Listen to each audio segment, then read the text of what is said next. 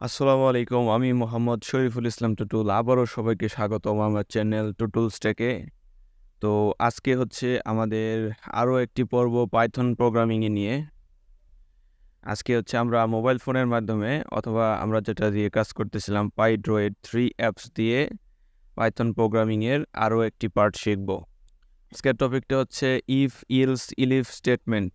তার মানে হচ্ছে আমরা পাইথন প্রোগ্রামিংয়ের সাহায্যে কীভাবে শর্ত আরোপ করতে পারি, কোনো কিছুর উপরে শর্ত দিতে পারি। যেমন এক্সাম্পল হিসেবে ইফ শব্দের অর্থ হচ্ছে যদি, ইলস শব্দের অর্থ হচ্ছে অথবা। এরকম বিভিন্ন কন্ডিশনে যদি আমরা কোনো শর্তকে দিতে চাই তাহলে সেক্ষেত্রে কীভাবে আমরা পাইথনের ভিতরে দেব। তো বলার চাইতে আমরা কাজে চলে যাই, তাহলে দেখতে অনেকটা সুবিধা হবে। তো আমরা প্রথমে হচ্ছে আমাদের মোবাইল ফোন থেকে পাইড্রয়েড 3 যে অ্যাপসটি দিয়ে কাজ করতেছি সেই অ্যাপসটি ওপেন করে নিব। পাইড্রয়েড 3 অ্যাপসটি ওপেন হয়ে গেলে আমরা একটা নিউ প্রজেক্ট নিব। এটা আমাদের আগের একটা প্রজেক্ট। তো আমরা এইখানে ক্লিক করে এখানে না, ফাইলে ক্লিক করে এখান থেকে আমরা নিউ আর একটা প্রজেক্ট নিব এবং এই নিউ প্রজেক্টের ভিতরে আমরা হচ্ছে আমাদের পাইথন প্রোগ্রামিং লেখা শুরু করব। তো আজকে আমরা একটা কমেন্ট করে নিচ্ছি, কন্ডিশন ইফ ইলিফ ইলস, এই কথা তিনটা লিখে নিলাম। এগুলোর মানে কি আমরা সামনে আস্তে আস্তে দেখব এবং শিখব। আমরা সেকেন্ড লাইনে চলে আসলাম। এখন যদি আমাদের দুইটা ভেরিয়েবল থাকে, লাইক হচ্ছে এ সমান 100, বি সমান 200, আমরা দুইটা ভেরিয়েবল লিখলাম। একটা ভেরিয়েবলের নাম হচ্ছে এ আর একটা ভেরিয়েবলের নাম হচ্ছে বি। তো দুইটা ভেরিয়েবলের মান দুই রকম করে দিলাম। আমরা যদি এমন করতে চাই, একটা শর্ত বানাতে চাই, যদি এ এবং বি এর মান সমান হয় তাহলে একটা আমাদের মেসেজ শো করবে যে yes A is equal to B, মানে এ হচ্ছে বি এর সমান। আর যদি এ এর মান এবং বি এর মান সমান না হয় তাহলে অন্য একটা মেসেজ দেখাবে যে এ এবং বি সমান নয়। এরকম ক্ষেত্রে আমরা কি করতে পারি? এরকম ক্ষেত্রে আমরা একটা কন্ডিশন লিখব। প্রথমে লিখব ইফ লিখে প্রথমে লিখব এ ইজ ইকুয়াল টু বি। একটু খেয়াল করেন, এখানে আমরা সমান কিন্তু দুইটা দিছি। যখন আপনি কোনো কন্ডিশন বা শর্ত লিখতে যাবেন সেক্ষেত্রে অবশ্যই অ্যাসাইনমেন্ট অপারেটর, তার মানে হচ্ছে এই সমান চিহ্নকে দুইবার দিতে হবে। যখন আমরা একটা ভেরিয়েবলের মান দিতেছিলাম তখন আমরা সমান চিহ্নকে একবার দিয়েছিলাম, কিন্তু যখন আমরা কোনো কন্ডিশন অ্যাপ্লাই করব বা কোনো শর্ত আরোপ করব তখন অবশ্যই সমান চিহ্নটাকে দুইবার দিতে হবে। তার মানে আমি এখন একটা শর্ত লিখতেছি যে if A is equal to B, তার মানে এ যদি বি এর সমান হয় তাহলে একটা কাজ করবে আমাদের, আমরা একটা কোলন চিহ্ন দিব। অবশ্যই কন্ডিশন দেওয়ার পরে পরবর্তী স্টেপে যাওয়ার জন্য একটা কোলন চিহ্ন দিয়ে আমরা যদি নিচের লাইনে যাই সেই ক্ষেত্রে আমাদের এইখানে আমরা হচ্ছে আমাদের কন্ডিশনের পরের স্টেটমেন্টটা লিখব, মানে শর্তটা যদি সত্য হয় তাহলে কি হবে সেটা লিখব। তো আমরা চাচ্ছি এ যদি বি এর সমান হয় তাহলে একটা প্রিন্ট ফাংশন কাজ করবে, যে প্রিন্ট ফাংশনের ভিতরে আমাদের অবশ্যই ডাবল কোটেশন দিতে হবে, ফার্স্ট ব্র্যাকেটের পর ডাবল কোটেশন। এখানে আমরা লিখব yes A is equal to B, হ্যাঁ এ হচ্ছে বি এর সমান, এটা লিখব। তো যদি এই শর্ত সত্য হয় তাহলে এটা আমাদেরকে দেখাবে। আমরা একটা কাজ করি, আমরা যতটুকু কাজ করছি এটাকে একটু রান করে দেখি। প্রোগ্রাম ফিনিশড হয়ে গেছে, কিছু হয় নাই। আমাদের একটা কাজ করতে হবে, আমাদের এই ফাইলটাকে সেভ করে নিতে হবে আগে। আমরা একটা কাজ করি, নাও আমরা এই ফাইল আইকনটিতে ক্লিক করব, ক্লিক করে আমরা সেভে চাপ দেব। সেভে চাপ দিয়ে অ্যালাউ করি, আমরা এখনও অ্যালাউ করি নাই, কোথাও একটা করি। ইন্টারনাল স্টোরেজে যাই, আমরা ইন্টারনাল স্টোরেজে একটা ফোল্ডার বানাই।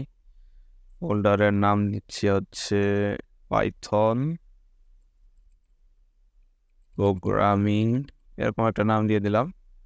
এটার ভিতরে হচ্ছে আমরা দিয়ে দিলাম কন্ডিশন, যেহেতু কন্ডিশন 1 ডট পি ওয়াই, এই কথাটা অবশ্যই ডট পি ওয়াই এক্সটেনশনটা দিতে হবে।